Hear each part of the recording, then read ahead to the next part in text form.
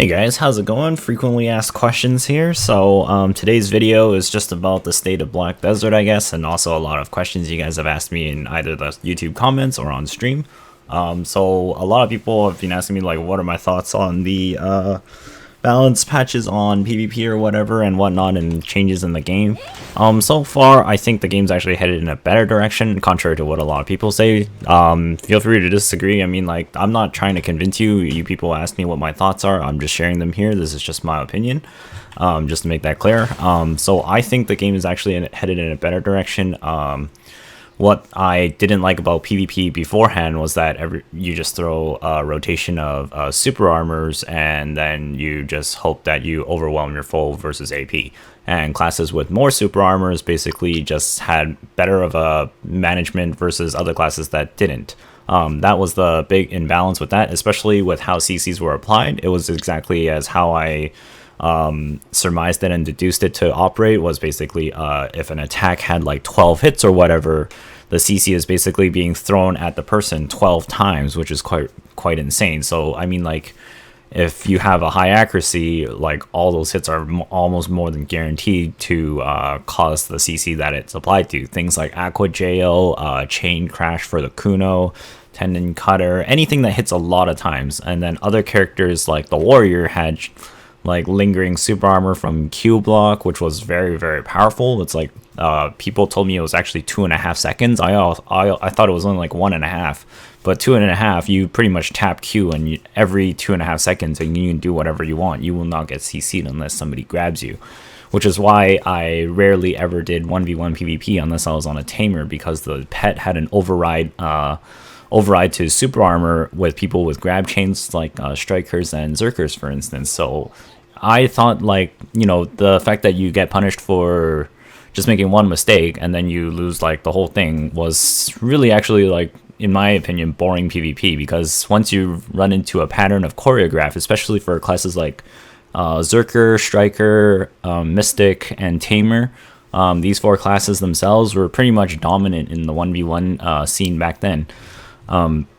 For the most part, because it was like strikers is like, I don't even play a striker, and it's pretty much spiral cannon into like a grab and then like down into the floor, and then I don't know what they do. It's like a few attacks or something, teleport behind you, and then massive suppression, and then throw you back into the floor again, and then spiral cannon down smash you, and you're pretty much like down for like 12-14 seconds just doing like 3-4 moves at the time. It was really, like, there's not really any complication to that. Your super armor for the most part in that chain, the grab overrides super armor entirely, so really it was like, what's the point? Meiwas and Musas had a very hard time against any class that could block because they don't have a grab, so it was very, very unjust for like those classes. I thought the PvP for those two classes, it was very detrimental to fight against classes like Warriors.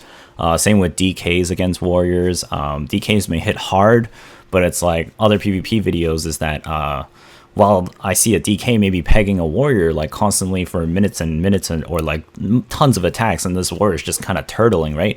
But then like the Warrior just throws out like 1 CC, catches the DK, and then she's gone like instantly in like the next 2 seconds, which was like wildly crazy. So that's what I meant by like it's grossly harder for some classes versus another class. So the balance scope was really way out there. Wizards and Witches were like really overtuned with like the healing. That was the main thing that I didn't like, because they got like super armor on a Sage's Lighthouse and it procced in like half a second. So it's like if they're down to like 10% HP and they're just stacking mass DP, all of a sudden they're like full bar again. How long can they drag this fight out? If they drag it out for the length of their CDs, for the cooldown of the skill, you basically can never kill them in a 1v1 situation. So those were mainly the big problems in the previous state of BDO. Where it is now, I believe it's much better, because they've lowered the amount of CCs that a character can take. And after going through like some RBFs and Node Wars, I've noticed that even like having high gear in group battles, it's actually more accentuated at where the problems are now, which is actually a lot less than before. They've also made Rage much harder to get in PvP. So like, you know, before you take like like, you know, 15,000 hits from like 40 different sources in a large scale PvP, and then all of a sudden your rage bar goes from 0 to like 140 or 120 or 100 and like instantly. Now it like barely even goes up. So like rage is actually like almost taken out of the equation, or is highly more valuable for like that 100% burst if you're gonna throw it into a crowd or something. That's what I'm assuming, or that's what it feels like, because I mean, before it was like, oh yeah, let's sneak in behind a group and stealth in and blow up like everybody in one shot, which was also nuts too. And then people just stack mass AP. There's like literally no strategy involved, not really any kind of like repercussion. Just throw yourself in and suicide nuke or whatever into the group of players or whatever that are gathering up, and then it's just PA pushes. And then they extended the cooldown of PA, protected area, which is very like a heavy favorite tactic for pushes and defenses. So overall, I thought it was better that like some of these things were removed. A lot of super armors were removed. In my opinion, no class is dead anymore. In fact, all of us are dead. So basically, that means no class is dead if all of us are dead. So a lot of classes had a lot of super armor and frontal guard removed. I thought that was fine because there was far too many for so many classes. Having 3 or 4 in total is actually good enough in my opinion. So it also makes it should make a player who is actually really into PvP value those skills much more, rather than just throw them around willy-nilly without a thought and rotating them permanently, which was really dumb, because then if you're rotating them permanently and your class is able to rotate them permanently, you're basically ignoring any consequence of CCs at all, which means like it's not even a problem for you. So it's just like you pretty much ignored an entire aspect of the game just by rotating these skills, which is now like impossible to do because there's so few of them. So it's more or less like you should actually pay attention to the action in front of you than just randomly blindly waste your SAs and FGs or whatever your class has now. So with the change in that aspect, and everybody is in that aspect, it's not just 1 or 2 classes, it's like all the classes across the board. We're all more on the same level playing field now. And then the bad change that I don't like is probably the Renown score. This kind of drives like a really big wedge between geared players and not so geared players.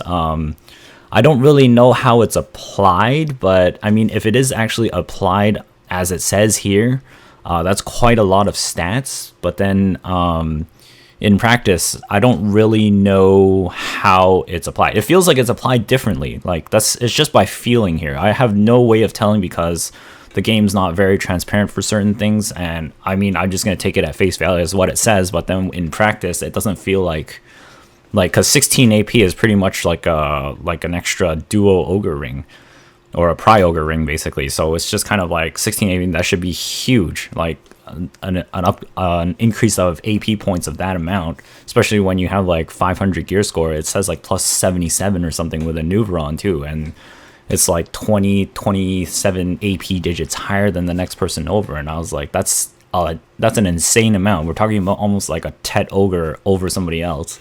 And that's why I was like, I don't really know how it's applied, but it doesn't seem like it's that exponentially drastic, which is why I'm not really convinced that this is applied the way it says it is, or nor do I think it scales with your skills or something. I think it's actually just like a flat add-on, but I don't know if that's true or not. That's just what I think about it.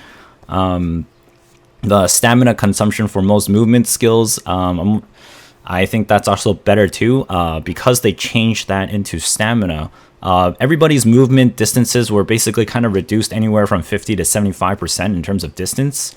Some classes were hit a lot harder, like Valkyries. I don't really know about Rangers, but the Rangers in my guild were complaining about it.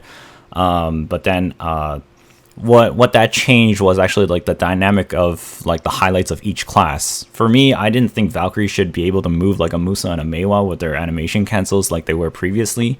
And not only that, were they a tanky class and they hit hard. I'm like, you should not be able to have like all 3 of those things. And they have a self heal and a like self accuracy buff too, and most of their attacks are quite accurate already with high multipliers and a 100% that can literally nuke a crowd by themselves if you have enough AP. It's literally like one of the strongest 100% available among all the classes.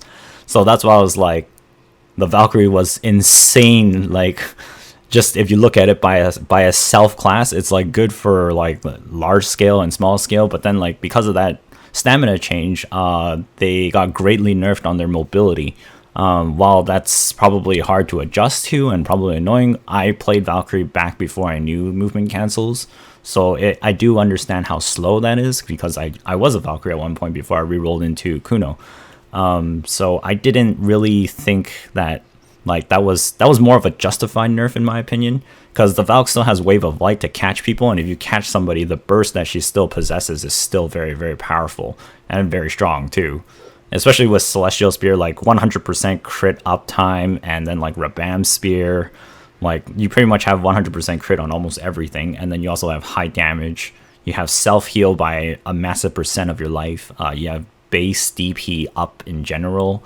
You have a very strong guard, and you have very good chasing mobility of a shorter distance now, by a much shorter distance. So, you know, just don't get caught. I mean, it is supposed to be a tank class. I never really looked at Valk as a chaser class.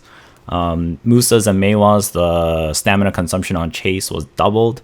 So that was also quite an interesting nerf for those classes as well. I think one of the big losses that Meiwa's took was the pedal drill iframe removal and the SA removal off that, but that was like one of their probably stronger engages that I've encountered with most Meiwa's I've fought. This is just from my experience. I don't really know how Meiwa's operate, but that's one of the things that I've noticed, is that they always try and pedal drill you from a distance, and if they tag you on a stun, well, they run through their choreograph of, you know, pedal bloom, and then like December, down smash, bounce you on the floor, and then either like sticky snowflake or something swipe you and tenacious edge you down and chip shot poke. And if they didn't have enough, then they back off and wait for those cooldowns. So it's basically like just a big chain burst. Musa's from this change, they probably have the longest super armor time frame now when their E buff is up, which is basically 30 seconds of SA crosscut, which is probably one of the more powerful highlights of when a Musa is like really highlighted now. That's pretty much like Super Saiyan mode. And I know it was accentuated like in certain PvP tournaments in the past as well that were broadcasted. People with like 270 AP, a Musa just erases like everybody. Literal meat grinder class. It was quite...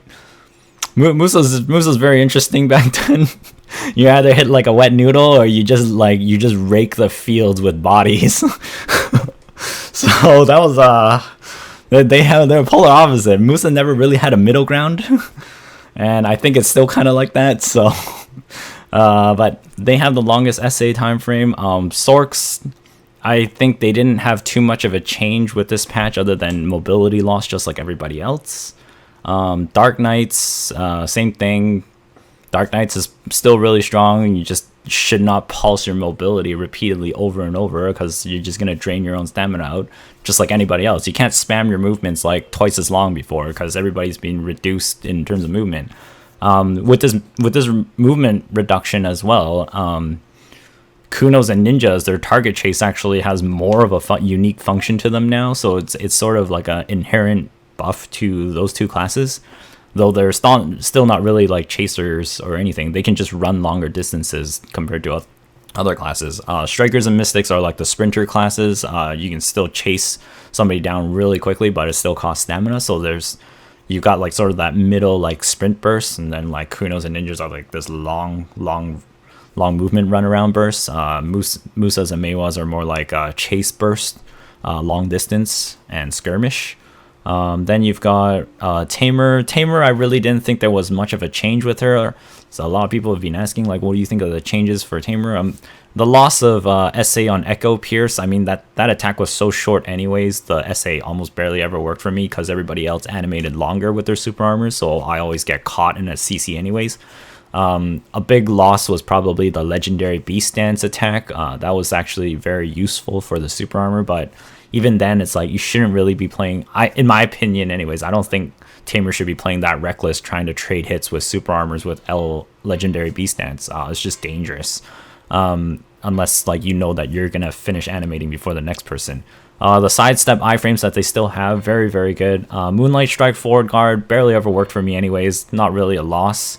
The the iframe on the pole vault into SA, still functionally the same. It's pretty much like an iframe still, but then instead of taking no damage, you now take damage. So you can't just go in and just kind of like get out thinking you're not going to take any consequences. So there's a bit of more danger involved.